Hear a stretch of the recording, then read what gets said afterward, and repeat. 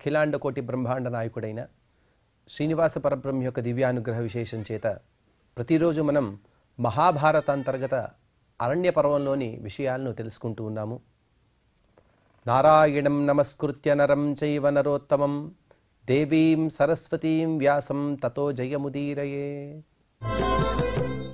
ఇంతకుముందు మనం తెలుసుకున్న విధంగా శర్యాతి మహారాజు తను చవన మహర్షి యొక్క ఆశ్రమానికి రావడం, అక్కడ శర్యాతి మహారాజు కుమార్తె అయినటువంటి సుకన్య తను తెలియక అపరాధాన్ని చేయడం, ఆ అపరాధానికి ఒక చిన్న ప్రాయశ్చిత్తంగా శర్యాతి మహారాజు తన కుమార్తె అయిన సుకన్యను చవన మహర్షికిచ్చి వివాహం చేయడం అనేది వృత్తాంతాన్ని మనం తెలుసుకున్నాం. ఆ వృత్తాంతమంతా జరిగిన తర్వాత ఒకరోజు దివ్యమైనటువంటి రూపాన్ని ధరించిన ఆ చవన మహర్షి యొక్క భార్య అయిన సుకన్య తను వనంలో సంచరిస్తూ ఉంటే వనదేవతలాగా తను కనిపించడం చూసిన అశ్విని దేవతలు ఆవిడ దగ్గరికి వచ్చి అడిగారు, నీవెవరని అడిగారు. అడిగితే తన వృత్తాంతాన్ని మొత్తాన్ని కూడా సుకన్య తను చెప్పడం, వారిద్దరు కూడా ఒక చిన్న సవాలును కూడా విసిరారు.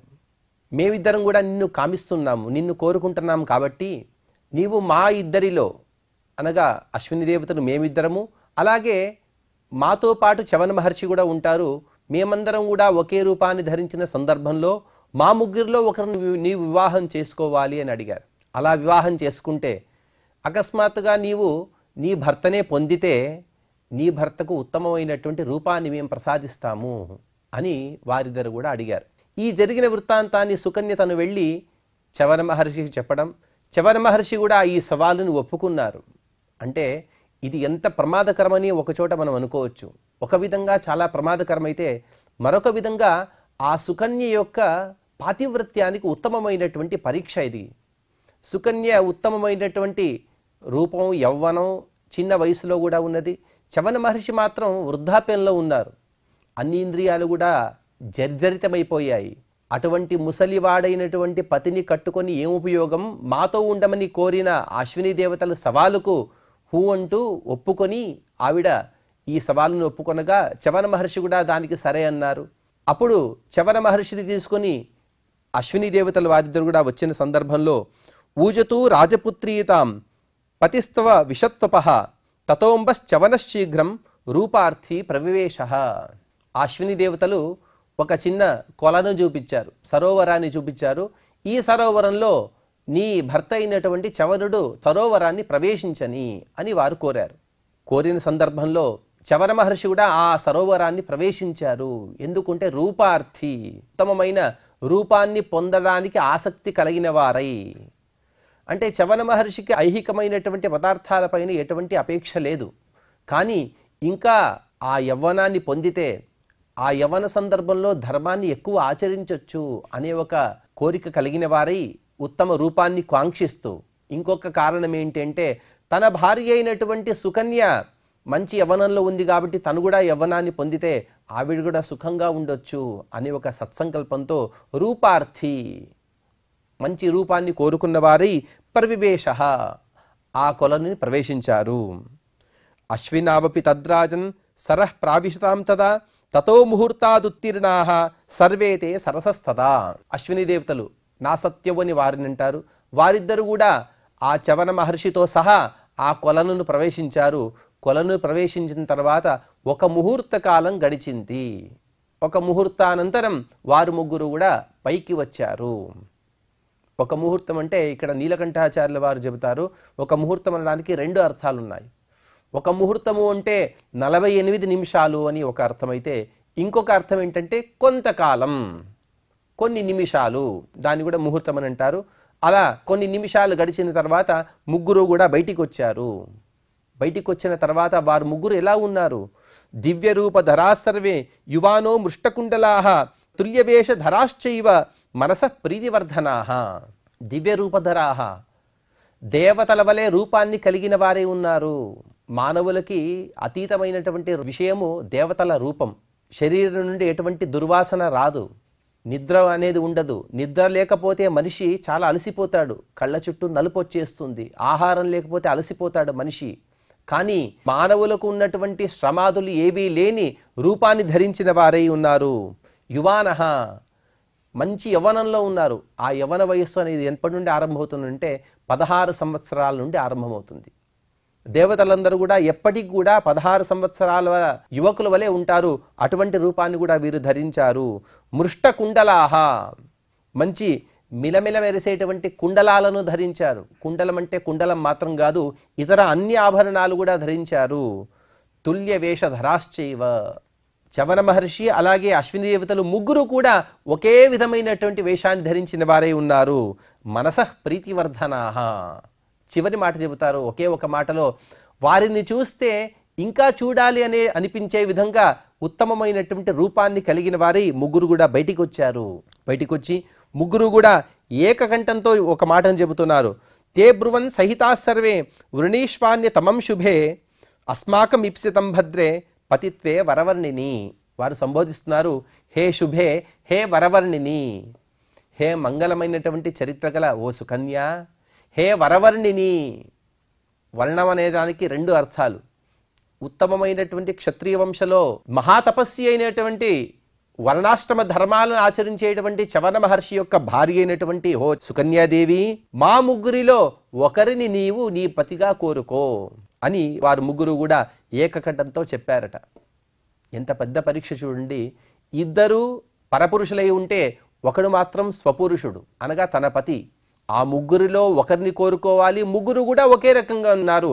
అటువంటి సందర్భంలో ఆవిడ యత్రవా పిబికామాసి తమ్రునిశ్వ సుశోభనే, నీవు ఎవరినైతే ఆశ్రయించి ఉండాలని అనుకుంటున్నావో, కొంతకాలం కాదు జీవితకాలం మొత్తం ఎవరినైతే ఆశ్రయించి ఉండాలని అనుకుంటున్నావో అటువంటి వారిని నీవు కోరుకో అని వారు ముగ్గురు కూడా ఏకకంఠంతో చెప్పిన తర్వాత ఆ సుకన్యాదేవి సా సమీక్షతు తాన్ సర్వాన్ తుల్యరూపధరాన్ స్థితాన్ నిశ్చిత్య మనసా బుద్ధ్యా దేవి వవ్రే స్వకం పతిం. ఆ ముగ్గురిని కూడా చాలా దీర్ఘంగా చూసిందట, పరీక్షగా చూసిందట. చూసిన తర్వాత వాళ్ళు ఎలా ఉన్నారంటే తుల్య రూప ధరాన్ స్థితాన్, ఏకప్రకారమైనటువంటి రూపాన్ని ధరించిన వారే ఉన్నారు. వారిని చూసి నిశ్చిత్య మనసా బుద్ధ్యా, తన మనసులో ఒక గొప్ప సంకల్పాన్ని చేసుకుంది. ఎలాగైనా నా పతియే నాకు దక్కాలనే ఒక సంకల్పం. ఇంకొక నిశ్చిత్య మనసా బుద్ధ్య అనే వాక్యానికి ఇంకొక అర్థం ఏంటి అంటే, మనసులో పరమాత్మని గట్టిగా స్మరించింది. స్వామి ఎలాగైనా సరే నా పతిదేవుడినే నాకు ఇప్పుడు చూపించు అని గట్టిగా స్మరించినదై దేవి వవ్రే స్వకం పతిం.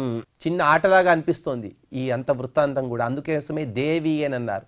దివు క్రీడాయం అనే ఒక ధాతువుతో నిష్పన్నమైనటువంటి పదం కాబట్టి దేవి తను తన భర్త అయినటువంటి చవన మహర్షిని కోరుకున్నది, కనిపెట్టినది అని అర్థం.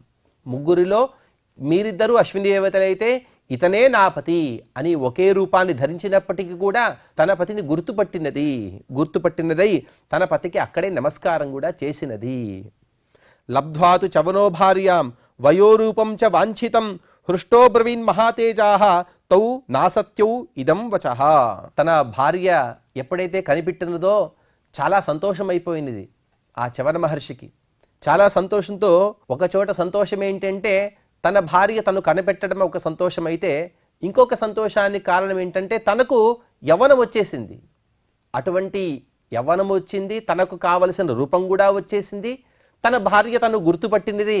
ఇన్ని సంతోషాలతో సంతుష్టుడైనటువంటి ఆ చవన మహర్షి తను గట్టిగా సంతుష్టుడై ఆ అశ్విని దేవతల ముందు ఒక మాటను చెబుతున్నారు. ఏమంటే యథాహం రూపసంపన్నో వయసాచ సమన్వితః కృతో భవద్భ్యాం వృద్ధస్సన్ భార్యాం చ ప్రాప్తవాని మాం. అయ్యా అశ్విని దేవతలారా, మీ అనుగ్రహం చేత ఏ విధంగా అయితే నేను ఈ యవ్వన రూపాన్ని పొందానో, అలాగే చిన్న వయసుతో కూడినటువంటి శరీరాన్ని కూడా పొందానో, అలాగే నా భార్యను కూడా పొందాను, అలాగే నేను తస్మాద్యువాం కరిష్యామి ప్రీత్యాహం సోమపీథినో, మీకింతదాకా కూడా సోమరసాన్ని పానం చేసేటువంటి యోగ్యత లేదు. ఎన్నో యజ్ఞాలను చేస్తూ ఉంటారు, కానీ అశ్విని దేవతలకు అందులో ఆహుతి లేదు. కానీ ఇప్పుడు చవన మహర్షి చెబుతున్నారు, ఇప్పటి నుండి మీకు నేను సోమరసాన్ని పానం చేసేటువంటి యోగ్యతను నేను ప్రసాదిస్తాను. ఇదే విషయాన్ని వేదంలో కూడా చెబుతారు. అశ్వినో వై దేవానాం అసోమపాహ తావాం అని అంటారు. అశ్విని దేవతలు ఇద్దరు కూడా అసోమపులు, వారికి సోమరసాన్ని స్వీకరించే యోగ్యత లేదు అంతదాకా కూడా. కానీ ఇప్పుడు మహర్షి చెబుతున్నారు, చవన మహర్షి, ఇక మీద మీరు సోమపానాన్ని పానం చేసేటువంటి యోగ్యత కలవారి ఉంటారు నా అనుగ్రహం చేత. అది కూడా ఎప్పుడు ఉంటే మిషతో దేవరాజస్య సత్యమేతద్ బ్రవీమితే, సత్యమేతద్ బ్రవీమి వాం. మీరిద్దరు కూడా చక్కగా వినండి, నేను సత్యమైనటువంటి మాటనే పలుకుతున్నాను. సాక్షాత్తుగా దేవేంద్రుడు చూసేటువంటి సందర్భంలోనే మీకు సోమరసాన్ని నేను ప్రసాదిస్తాను. అంటే సోమరసం అనేది పెద్ద యజ్ఞాల్లో చేసేటువంటి ఒక దివ్యమైనటువంటి రసం. ఆ రసపానాన్ని కొందరే స్వీకరించాలి అని దేవేంద్రుని యొక్క నియమం. ఇప్పటిదాకా కూడా దేవేంద్రుడే వీరిద్దరు కూడా సోమరసాన్ని ఇవ్వకుండా ఆపి ఉన్నాడు. ఇప్పుడు ఎప్పుడైతే చవన మహర్షి సంతుష్టుడైపోయారో, చవన మహర్షి ఈ వృత్తాంతమంతా కూడా తెలిసిన వారై వారు చెబుతున్నారు, సాక్షాత్తుగా దేవేంద్రుడు చూసే సందర్భంలోనే మీకు నేను సోమరసాన్ని అందిస్తాను, మీరు సోమరసాన్ని పానం చేయగలరు. ఇక మీద ఏ యజ్ఞం చేసినా కూడా ఆ యజ్ఞంలో మీకు ఆహుతులైనవి ఉంటాయి అని గొప్పదైనటువంటి వరాన్ని వారు ప్రసాదించారు. తచ్చుత్వా హృష్టమనసౌ దివంతౌ ప్రతిజగ్మతు చవనశ్చ సుకన్యాచ సురావివ విజహ్రతు. ఆ మాట విన్నవారే అశ్విని దేవతలు హృష్టమనసౌ, సంతోషంతో కూడిన మనస్సు కలిగిన వారై వారిద్దరు కూడా స్వర్గలోకానికి వెళ్ళిపోయారు. ఇక్కడ ఈ వనంలో సుకన్య మరియు ఆ చవన్ మహర్షి వారిద్దరు కూడా విహారం చేస్తూ ఉన్నారు, సుఖంగా ఉన్నారు అని ఈ విషయాన్ని చెబుతూ ఇక్కడికి 123వ అధ్యాయాన్ని ఇక్కడికి సమాప్తి చేశారు. ఇక తర్వాత 124వ అధ్యాయంలో చెబుతారు లోమశ మహర్షి, లోమశ ఉవాచ తతశుశ్రావ శర్యాతి వయస్యం చవనం కృతం సుహృష్ట సేనయా సార్ధం ఉపాయాత్ భార్గవాశ్రమం. ఎప్పుడైతే చవన మహర్షి అనగా తన అల్లుడైనటువంటి చవన మహర్షికి మంచి యవ్వనం వచ్చిందనే విషయాన్ని తెలిసినదో, ఆ విషయాన్ని తెలుసుకున్నటువంటి శర్యాతి మహారాజు తన భార్యలతో అలాగే తన పరివారంతో కూడిన వాడై ఈ చవన మహర్షి యొక్క ఆశ్రమానికి వచ్చాడు. వచ్చి అతని ఆనందం ఎటువంటిది అంటే, చవనం చ సుకన్యాం చ దృష్ట్వా దేవసుతౌ వివ రేమే సభార్యశర్యాతి కృత్స్నాం ప్రాప్య మహీమివ. తను ఇంతదాకా కూడా విన్నాడు. ఎప్పుడైతే ఆశ్రమానికి వచ్చాడో సాక్షాత్తుగా తన కళ్ళారా చూసేశాడు. చవన మహర్షి తను ఎప్పుడైతే కన్యాదానం చేసే సందర్భంలో వృద్ధుడుగా ఉన్నాడు, కానీ ఇప్పుడు చూస్తే నవయవ్వన సంపన్నుడు. ఆ నవయవ్వన సంపన్నుడైనటువంటి చవన మహర్షిని, తన కుమార్తెను వీరిద్దరిని చూసిన వాడై ఎంత ఆనందాన్ని పొందాడు అంటే, కృష్ణాం ప్రాప్య మహీమివ, సమస్త భూప్రపంచాన్ని కూడా తన అధీనంగా చేసుకుంటే ఎంతైతే ఆనందం కలుగుతుందో అంత ఆనందాన్ని పొందాడు. పొందినవాడై ఋషినా సత్కృతస్తేన సభార్య పృథివీపతి ఉపోపవిష్ట కళ్యాణీ కథాశ్చక్రే మనోరమాహ. తన మామగారు వచ్చారు ఆశ్రమానికి.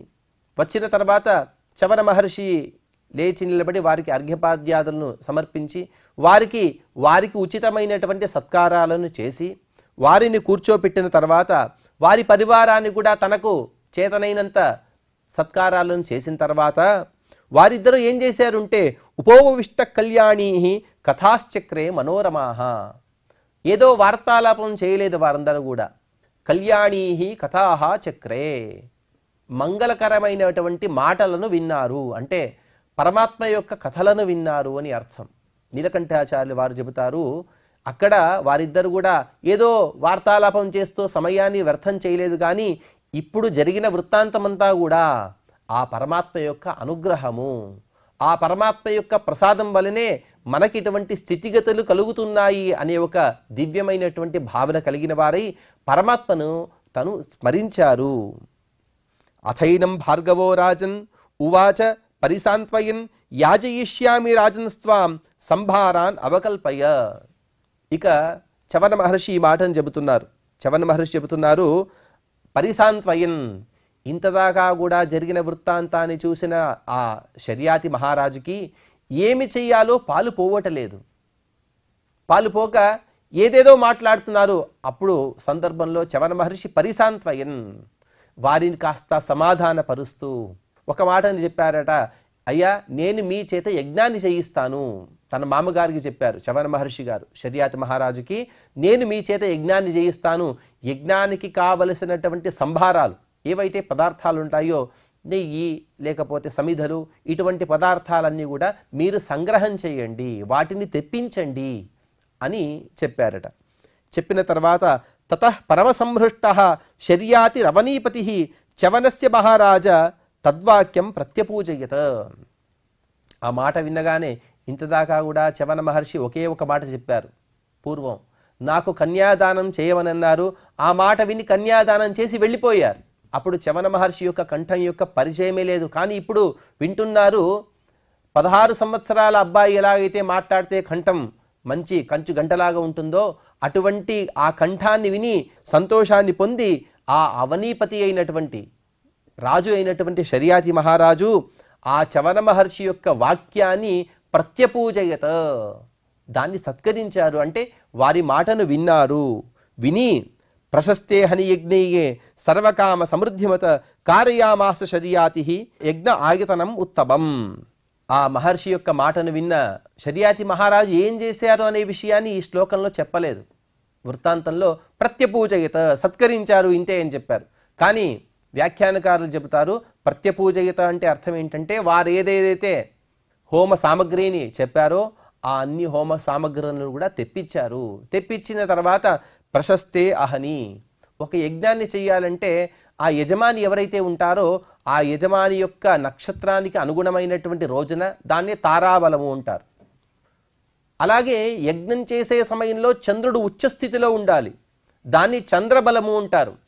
ఆ తారాబలము చంద్రబలము ఇత్యాది అనేక విషయాలను చూసిన తర్వాతే ఆ యజ్ఞం యొక్క ముహూర్తాన్ని నిర్ణయించాలి. అటువంటి ప్రశస్తమైనటువంటి అహని ఆ రోజున సర్వకామ సమృద్ధిమత, ఆ యజ్ఞం చేస్తే ఎలా ఉండాలి అంటే ఆ యజ్ఞం యొక్క ఫలం కూడా తెలిసిపోవాలి. యజ్ఞం యొక్క ఆరంభం రోజునే, ఏ రోజైతే యజ్ఞాన్ని ఆరంభిస్తామో దాన్ని బట్టే ఫలం కూడా తెలిసిపోవాలి. ఈ యజ్ఞం యొక్క ఉద్దేశం ఏంటంటే అశ్విని దేవతలకు సోమరసాన్ని ప్రసాదించడం అనేది ఉద్దేశ్యం. వీరు ఉత్తమమైన ముహూర్తాన్ని నిశ్చయించారు. ఆ ముహూర్తం చూసిన వెంటనే తెలిసిపోయింది ఇక అశ్విని దేవతలకి సోమరసం దక్కడం అనేది నిశ్చయము. అటువంటి ఉత్తమమైనటువంటి ముహూర్తాన యజ్ఞాయతనం ఉత్తమం కారయత్, ఆ యజ్ఞం యొక్క అన్నిటిని కూడా వారు యజ్ఞం యొక్క సంభారాలను సంపాదించి యజ్ఞాన్ని ప్రారంభించారు. ఇదే విషయాన్ని వేదంలో కూడా చెబుతున్నారు. యువం చవానం అశ్వినా జరంతం పునర్యువానం చరతాయ చక్రతుః. చవన మహర్షికి యవ్వనాన్ని ప్రసాదించి అశ్విని దేవతలు, ఆ చవన మహర్షి ఎటువంటి వాడు అంటే జరంతం, ఇక రేపో బాపో శరీరం మొత్తం కూడా కింద పడిపోతుంది అనే సందర్భంలో ఉండేటువంటి చవన మహర్షికి యవ్వనాన్ని ప్రసాదించిన వారి పునర్యువానం చరథాయ చక్రతుః, మళ్ళీ యవ్వనాన్ని ప్రసాదించారు. ఈ వేదవాక్యాన్ని నీలకంఠాచార్యుల వారు చూపిస్తున్నారు. అటువంటి వేదవాక్యం చరథాయ చక్రతుః అని కూడా చెప్పారు. చరథాయ అంటే చరథము అంటే ధర్మాన్ని ఆచరించే యోగ్యత. ఏదో యవ్వనాన్ని ప్రసాదించారుంటే ఏదో వారు విహారం చేయడానికి సుఖాన్ని అనుభవించడానికి యవ్వనాన్ని ఇచ్చారనే అర్థం కాదు. ధర్మాన్ని ఆచరించాలి అనే ఒక గొప్ప కోరిక కలిగినటువంటి చవన మహర్షికి యవ్వనాన్ని ప్రసాదించారు. అటువంటి అశ్విని దేవతలకు సోమరసాన్ని ఇవ్వడం కోసం యజ్ఞం యొక్క ప్రారంభం జరిగింది. తత్రైనం చవనో రాజన్ యాజయామాస భార్గవః అద్భుతాంచి తత్రాసన్ యాని తాని నిబోధమే. లోమశ మహర్షి చెబుతున్నారు, హే రాజన్, హే యుధిష్ఠిర, అక్కడ చాలా అద్భుతాలు జరిగిపోయాయి. ఆ అద్భుతాలు ఏవేనేవి చెబుతాను విను. అగృహ్ణా చవన సోమం అశ్వినోర్ దేవయోస్తదా తమింద్రో వారయామాస గృహ్ణానం స తయోర్గ్రహం. ఇక సోమరసాన్ని చవన మహర్షి తన చేతిలో స్వీకరించారు. స్వీకరించి దాన్ని అశ్విని దేవతకు సమర్పించబోతున్నారు. అప్పుడు దేవేంద్రుడు వచ్చాడు. సాక్షాత్తుగా దేవేంద్రుడు వచ్చి తమింద్రో వారయామాస, ఆ చవన మహర్షిని ఆపుతూ ఉన్నారు. అయ్యా ఆగండి, అశ్విని దేవతలకు సోమరసాన్ని మీరు సమర్పించవద్దు అని ఆపే సందర్భంలో ఇంద్ర ఉవాచ, ఇంద్రుడు ఈ విధంగా చెబుతున్నాడు, ఉభావేతో న సోమార్హౌ నా సత్యావితి మే మతి భిషజౌ దివి దేవానాం కర్మణ తేన నార్హతః. ఈ వృత్తాంతం అంతా కూడా కాస్త వివాదాస్పదంగా అనిపించవచ్చు. కానీ ఎందుకు వివాదాస్పదం అనే ఒక విషయాన్ని ఇక్కడ తెలుసుకుంటూ ఎందుకు వివాదాస్పదం కాదు అనే విషయాన్ని కూడా మనం తర్వాత తెలుసుకోవచ్చు. ఇంద్రుడు చెబుతున్నాడు, వీరిద్దరు కూడా సోమరసాన్ని పానం చేయడానికి అర్హులు కారు. ఎందుకు అంటే వీరిద్దరు కూడా దేవతల యొక్క వైద్యులు. వైద్యులకు సోమపానరసం అనేది అర్హత లేదు అని అన్నారు. అందుకు చవన మహర్షి చాలా సుందరమైనటువంటి మాట. అంటే ఈ మాటను చూస్తే మనకేమనిపిస్తుందంటే ఏదో ఈ కాలంలో డిఫరెన్స్ అని అంటూ ఉంటాం, కాస్త భేదాన్ని చూపించడం అనేది అలా అనిపిస్తోంది. కానీ చవన మహర్షి గొప్ప ఉదాత్త భావన కలిగిన వారు. దేవేంద్రుడు సామాన్యుడు కాదనే అర్థం కాదు, కానీ దేవేంద్రుడి యొక్క మనస్సులో అభిప్రాయాన్ని తెలిసిన వారి చవన మహర్షి చెబుతున్నారు. చవన ఉవాచ మహోత్సాహో మహాత్మాను రూపద్రవిణ వత్తరౌ యౌచక్రతుర్మాం మఘవన్ వృందారకం ఇవాజరం. దేవేంద్ర, నువ్వు ఎవరిని ఆపుతున్నావు? నేను అజరం వృందారకం చక్రుహు, ఎవరైతే నాకు వృద్ధాప్యంతో కూడినటువంటి శరీరం కలిగిన నన్ను యువకుడిగా చేశారో వారిద్దరూ అశ్విని దేవతలు ఎటువంటి వారు అంటే మహోత్సాహో, మంచి ఉత్సాహం పొందినవారు. అలాగే మహాత్మాను, గొప్ప తపస్సు కలిగిన వారు. రూపద్రవిణ విత్తరు, వారికి మంచి రూపము ఉన్నది, మంచి సంపదలు కూడా ఉన్నాయి. అటువంటి వారికి సోమరసాన్ని నేను అందిస్తుంటే నీవు ఆపుతున్నావా? కారణమేమి? ఋతేత్వాం విబుధాశ్చాన్యన్ కథం వై నార్హత సవం అశ్వినావపి దేవేంద్ర దేవో విద్ధి పురందర. అయ్యా దేవేంద్ర, నీవైనా అలాగే విబుధాహ, జ్ఞానులు ఎవరైతే ఉంటారో వారందరూ కూడా ఎన్నో యజ్ఞాలు చేస్తున్నారు. ఆ యజ్ఞంలో అశ్విని దేవతలకు ఎందుకని సోమరసాన్ని మీరు ఇంతదాకా ఇవ్వలేదు అని అడిగితే, ఇప్పుడు ఇంద్ర ఉవాచ చికిత్సకౌ కర్మకరౌ కామరూప సమన్వితౌ లోకే చరంతో మర్త్యానాం కథం సోమం ఇహార్హత. స్వామి, వీరిద్దరు కూడా చికిత్స చేసేవాళ్ళు, కర్మకరవు అంటే ఒక అర్థం చెప్పాలంటే ఏదో మనం చెప్పిన పనిని చేసేవాళ్ళు వీళ్ళు. స్వతంత్ర స్వబుద్ధితో పని చేసేవాళ్ళు కాదు, కానీ మనం చెప్తే కానీ పని తెలియని వాళ్ళు వీరు. కామరూప సమన్వితో, ఏదంటే ఆ రూపాన్ని పొంది వారందరూ కూడా ఏదేదో భోగాలని వారు భోగం చేస్తూ ఉంటారు. అటువంటి వారికి సోమపానం యొక్క అర్హత ఎక్కడ ఉంటుంది స్వామి? అందుకు లోమశ మహర్షి చెబుతున్నారు, ఏతదేవ యథావాక్యం ఆమ్రేద ఇతి దేవరాట్ అనాదుత్య తతశ్చక్రం గ్రహం జగ్రాహ భార్గవ. ఇన్ని మాటలు చెప్పినా కూడా చవన మహర్షి ఆగట్లేదు. ఆగకుండా వారికి సోమరసాన్ని ఇవ్వడానికి నిశ్చయించుకున్నారు. నిశ్చయించుకున్న వారి యొక్క మనసులో ఉన్నటువంటి భావన ఏమి ఉంటే, దేవతలకు కూడా ఎటువంటి రోగాలు రాకుండా చూసేటువంటి బాధ్యత కలిగిన వారు అశ్విని దేవతలు. వారికే సోమపానం యొక్క అర్హత లేదు అంటే ఇక దేవతలకు ఎక్కడుంది? అందుకోసం ఖచ్చితంగా కూడా వీరిద్దరు కూడా సోమరసాన్ని అందించవలసినదే అనే సంకల్పం కలిగిన వారి సోమరసాన్ని ఏదైతే పాత్రలతో ఇస్తామో ఆ పాత్రలను తమ చేతితో తీసుకున్నారు. తీసుకున్న సందర్భంలో గృహీష్యంతు తం సోమం అశ్వినోరుత్తమం తదా సమీక్ష బలబిద్ధేవ ఇదం వచనమబ్రవీత్. దేవేంద్రుడికి చాలా ఆగ్రహం వచ్చేసింది. ఆగ్రహం వచ్చేసి తను గట్టిగా మాట్లాడుతున్నాడు. ఇంతదాకా కూడా మహర్షి దగ్గర వినయ సంపదలతో కూడినటువంటి దేవేంద్రుడు తను చెప్పినా కూడా వినకుండా, తన మాట వినకుండా వారిద్దరు కూడా సోమరసాన్ని ప్రసాదించే సంకల్పం కలిగిన చవన మహర్షిని ఆపుతూ గట్టిగా మాట్లాడుతున్నారు. ఆభ్యామర్థాయ సోమం త్వం గృహీష్యసి యది స్వయం వజ్రం తే ప్రహరిష్యామి ఘోర రూపం అనుత్తమం. అయ్యా, మీకు రూపాన్ని ప్రసాదించారనే ఒక మిషతో, ఒక కారణంతో వీరికి మీరు సోమరసాన్ని అందించేవారైతే మిమ్మల్ని నేను ఆపుతాను. ఎలాగంటే వజ్రంతే ప్రహరిష్యామి, నా వజ్రాయుధాన్ని మీ పైన ప్రయోగించి మిమ్మల్ని ఆపే ప్రయత్నం నేను చేస్తాను అని గట్టిగా మాట్లాడితే అప్పుడు ఏవముక్త స్మయన్నింద్రం అభివీక్ష సభార్గవ జగ్రాహ విధివత్ సోమం అశ్విభ్యాం ఉత్తమం గ్రహం. దేవేంద్రుడు మహాబల సంపన్నుడు, త్రిదివేశ్వరుడు, 3 లోకాలకు అధిపతి. అటువంటి దేవేంద్రుడు గట్టిగా మాట్లాడుతున్నా కూడా, వజ్రాయుధాన్ని ప్రయోగిస్తాను అని చెప్పినా కూడా ఎటువంటి భయం లేని ఆ చవన మహర్షి ప్రహసన్ స్మయన్ మందహాసంతో కూడుకున్న వారై ఆ సోమపాత్రని తమ చేతితో తీసుకున్నారు. తీసుకున్న సందర్భంలో తస్మై స ప్రాహరద్వజ్రం ఘోర రూపం శచీపతి తస్య ప్రహరతో బాహుం స్తంభయామాస భార్గవ. ఆ సోమపాత్రతో సోమరసాన్ని అందించే సందర్భంలో వజ్రప్రహారాన్ని ఆ దేవేంద్రుడు చేశాడు, అనగా వజ్రాయుధాన్ని ప్రయోగించాడు. వజ్రాయుధాన్ని ప్రయోగించలేదు, ఇంకా ప్రయోగించబోతున్నాడు. అటువంటి సందర్భంలోనే మహర్షి అయినటువంటి చవనుడు తన తపశ్శక్తితో దేవేంద్రుని యొక్క బాహువులని స్తంభింపజేశాడు. ఆ వజ్రాయుధాన్ని ప్రయోగిస్తే కదా వజ్రాయుధం నుండి నాకేదైనా ఆపదలు రాగలవు. ఆ వజ్రాయుధం యొక్క ప్రయోగమే జరగకూడదు. అలా ఆ దేవేంద్రుని యొక్క బాహువులను స్తంభింపజేస్తే అప్పుడేమైంది అంటే, తం స్తంభయిత్వా చవనో జుహ్వే మంత్రతో నలం కృత్యార్తి సుమహాతేజాః దేవం హింసితుముద్యతః. దేవేంద్రుని యొక్క బాహువులను స్తంభింపజేసిన తర్వాత ఇక దేవేంద్రుని ఆపడం అనే విషయం కాదు, కానీ దేవేంద్రుని సంహరించాలి అని ఒక సంకల్పంతో కృత్యార్థి, ఒక కృత్యాన్ని, ఒక కృత్రిమమైనటువంటి తన శక్తిని ఎప్పుడైతే తీసుకురావాలనే సంకల్పంతో కూడిన ఆ చవన మహర్షి ఒక కృత్యాన్ని తాము సృష్టి చేయాలనే సంకల్పాన్ని పొందినవారై తతఃకృత్యాత సంజజ్ఞే మునేస్తస్య తపోబలాత్ మదో నామ మహావీర్యో బృహత్కాయో మహాసురః. ఒక కృత్యం కూడా యజ్ఞకుండం నుండి బయటికి వచ్చినది. అటువంటి సందర్భంలో ఏమి జరిగినది అనే విషయాన్ని మనం తర్వాత ప్రవచన కార్యక్రమంలో తెలుసుకుందాం. ఇక మనం క్షమాప్రార్థనాదులను పలుకుతూ ఈ కార్యక్రమాన్ని సంపూర్ణం చేసుకుందాం. యదక్షరపదభ్రష్టం మాత్రాహీనం చ యద్భవేత్ తత్సర్వం క్షమ్యతాం దేవ నారాయణ నమోస్తుతే. కాయేన వాచా మనసేంద్రియైర్వా బుద్ధ్యాత్మనా వా ప్రకృతే స్వభావాత్ కరోమి యద్యత్ సకలం పరస్మై నారాయణాయేతి సమర్పయామి.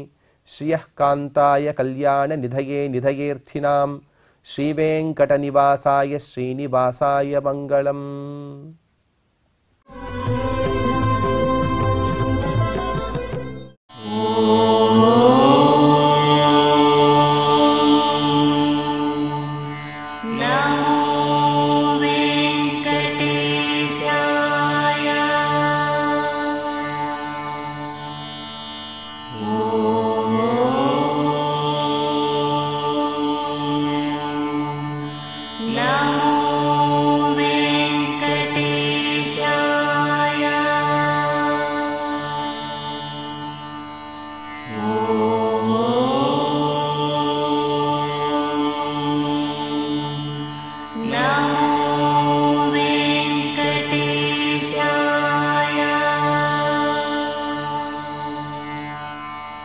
Oh